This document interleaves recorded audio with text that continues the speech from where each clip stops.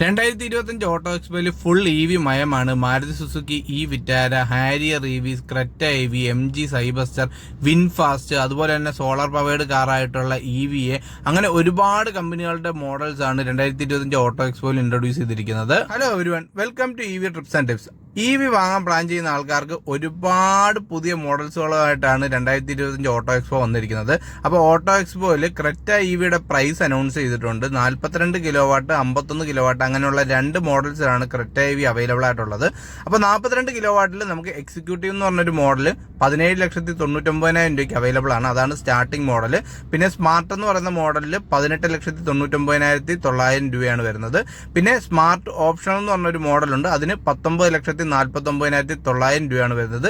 ഇതെല്ലാം 42 കിലോ വാട്ടിന്റെ ബാറ്ററി പാക്കുള്ള വണ്ടിക്കാണ്. അപ്പോൾ 51 കിലോ വാട്ടിന്റെ ബാറ്ററി പാക്കുള്ള long range model smart optional മുതലാണ് സ്റ്റാർട്ടിങ്. അതിന്റെ വില വരുന്നത് 21,49,900 രൂപയാണ്.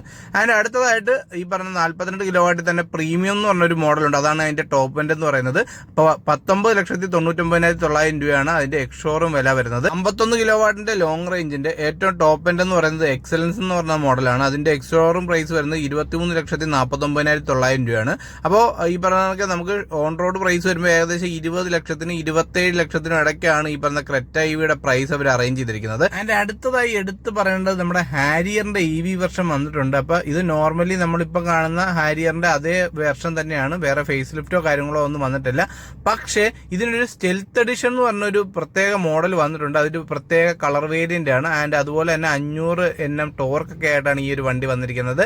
ഓൾ വീൽ ഡ്രൈവ് ആണ്. അപ്പൊ അതുകൊണ്ട് തന്നെ ഈ ഒരു വണ്ടി വേറെ ലെവൽ തന്നെ ആയിരിക്കും.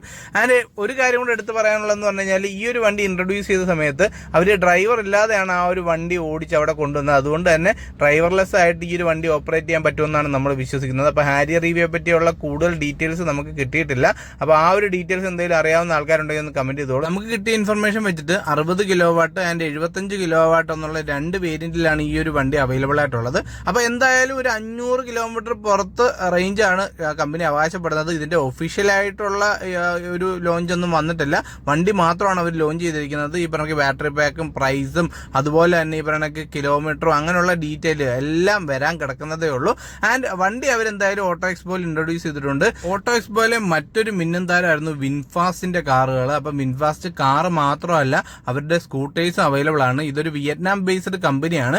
അതിന് തമിഴ്നാട്ടിൽ അവരുടെ പ്ലാന്റും കാര്യങ്ങളൊക്കെ സ്ഥാപിച്ചിട്ടുണ്ട്. അപ്പം പുതുതായിട്ട് ഉടനെ തന്നെ 2025 പകുതിയോടുകൂടി വിൻഫാസ്റ്റിന്റെ വണ്ടികൾ നമുക്ക് അവൈലബിൾ ആയിട്ട് വരും.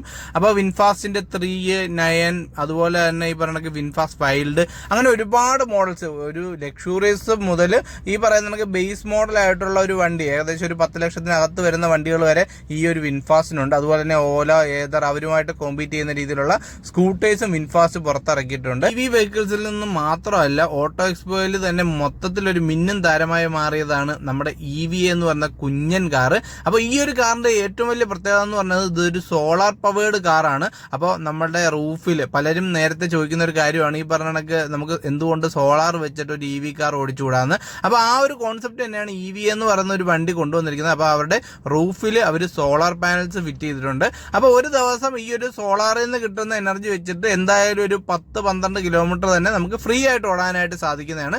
കൂടാതെ നമുക്ക് നോർമലി വണ്ടി ചാർജ് ചെയ്യുന്നത് പോലെ തന്നെ ചാർജ് ചെയ്തും ഓടിക്കാനായിട്ട് സാധിക്കും. അപ്പോൾ ഈ ഒരു വണ്ടിയും ഏകദേശം ഒരു 3-4 ലക്ഷം ആ ഒരു റേഞ്ചിലാണ് പ്രൈസ് ഇതുവരെ അവർ അനൗൺസ് ചെയ്തിട്ടില്ല.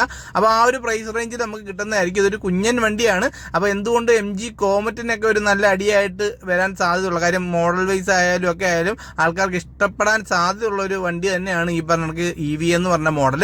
അപ്പോൾ എന്തുകൊണ്ടും ആ ഒരു മോഡൽ എല്ലാവരുടെയും ശ്രദ്ധ ആകർഷിച്ച ഒരു മോഡൽ തന്നെയാണ്. ഓട്ടോ എക്സ്പോയിലെ മറ്റൊരു മിന്നും താരമായിരുന്നു സർല ഏവിയേഷൻസിന്റെ ഫ്ലൈയിങ് ടാക്സി. അപ്പോൾ നമ്മൾ ഇലക്ട്രിക് സ്കൂട്ടേഴ്സ് കണ്ടിട്ടുണ്ട്, ഇലക്ട്രിക് കാർ കണ്ടിട്ടുണ്ട്. അപ്പോൾ ആദ്യമായിട്ടാണ് ഈ പറഞ്ഞ ഏവിയേഷൻ രംഗത്തിൽ ഒരു ഇലക്ട്രിക് വാഹനം വരുന്നത്. അപ്പോൾ ഇനി നിങ്ങൾക്ക് ഒരു എയർക്രാഫ്റ്റ് ഈ പറഞ്ഞ EV സ്വന്തമാക്കാനായിട്ട് സാധിക്കും. അപ്പോൾ ഈ ഒരു വണ്ടിക്ക് വരുന്നത് 160 കിലോമീറ്റർ റേഞ്ച് ആണ് വരുന്നത്. അതുപോലെ തന്നെ 20 മിനിറ്റ് കൊണ്ട് നിങ്ങൾക്ക് ഇത് ഫാസ്റ്റ് ചാർജ് ചെയ്യാനായിട്ട് സാധിക്കും. അതുപോലെ തന്നെ 250 km/h വരെ ഈ ഒരു വണ്ടിക്ക് വേഗത ഉണ്ടാവുന്നതാണ്.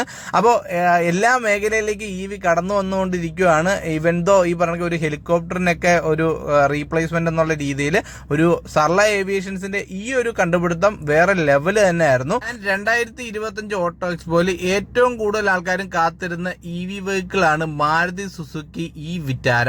അപ്പോൾ ഈ ഒരു വണ്ടിക്ക് വേണ്ടിയിട്ട് എല്ലാവരും വെയിറ്റിംഗ് ആയിരുന്നു. എല്ലാവരും EV ഇറക്കിയപ്പോഴത്തേക്കും ആൾക്കാർ പറഞ്ഞത് മാരുതി EV ഇറക്കട്ടെ എന്നാണ്. അങ്ങനെ മാരുതിയുടെ ആദ്യത്തെ EV വെഹിക്കിൾ ആയിട്ട് ഈ വിറ്റാര വന്നിരിക്കുകയാണ്. അപ്പൊ 49 kilo watt and 61 kilo watt എന്നിങ്ങനെ 2 ബാറ്ററി പാക്കിലാണ് ഈ ഒരു വണ്ടി നമുക്ക് അവൈലബിൾ ആയിട്ടുള്ളത്.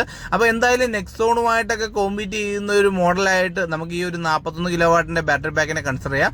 അതുകൊണ്ട് തന്നെ പ്രൈസ് റേഞ്ച് ഏകദേശം ഒരു 17 ലക്ഷത്തിനും 22 ലക്ഷത്തിനും ഇടയ്ക്ക് വരാനാണ് സാധ്യത. അപ്പോൾ ഇത് പ്രൈസ് ഒന്നും ഒഫീഷ്യലി അനൗൺസ് ചെയ്തിട്ടില്ല. അപ്പൊ പ്രൈസ് അനൗൺസ് ചെയ്യുന്ന സമയത്ത് ഗ്രാൻഡ് ഈ വിറ്റാരയുടെ ഡീറ്റെയിൽ ആയിട്ടുള്ള വീഡിയോ നമ്മൾ ചെയ്യുന്നതായിരിക്കും. ഈ ഒരു വണ്ടിയിൽ ടെക്നോളജിക്കൽ പരമായിട്ടും അതുപോലെ തന്നെ ഈ പറയുന്ന ഫീച്ചർ വൈസും ഒരുപാട് കാര്യങ്ങൾ അവർ കൊണ്ടുവന്നിട്ടുണ്ട്. അപ്പോൾ EVക്ക് വേണ്ടിയിട്ട് അവരൊരു പ്രത്യേക പ്ലാറ്റ്ഫോം തന്നെയാണ് ചെയ്തിരിക്കുന്നത്. നേരത്തെ ഉള്ള വിറ്റാരയിൽ നിന്ന് മാറിയിട്ട് വേറൊരു വെറൈറ്റി ഡിസൈനും കാര്യങ്ങളൊക്കെ തന്നെയാണ് വന്നിരിക്കുന്നത്. അപ്പോൾ എല്ലാവർക്കും ഇഷ്ടപ്പെടുന്ന ഒരു മോഡൽ തന്നെയാണ് ഈ പറഞ്ഞ ഈ വിറ്റാര. പക്ഷേ അതിന്റെ പ്രൈസിങ് ആയിരിക്കും ഇനി ഏറ്റവും ഇമ്പോർട്ടന്റ് ആയിട്ട് ആൾക്കാർ കൺസിഡർ ചെയ്യുന്നത്.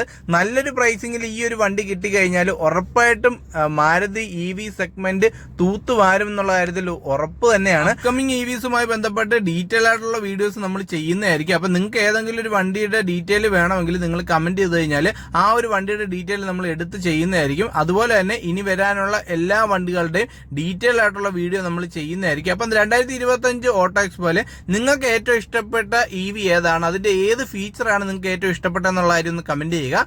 അപ്പോൾ ഈ ഒരു വീഡിയോ നിങ്ങൾക്ക് യൂസ്ഫുൾ ആയെന്ന് വിചാരിക്കുന്നു. EV റിലേറ്റഡ് ആയിട്ടുള്ള കൂടുതൽ വീഡിയോസുമായിട്ട് നമുക്ക് ഇനിയും കാണാം. പുതിയൊരു വീഡിയോ ആയിട്ട് വരുന്നവരെ bye from EV trips and tips.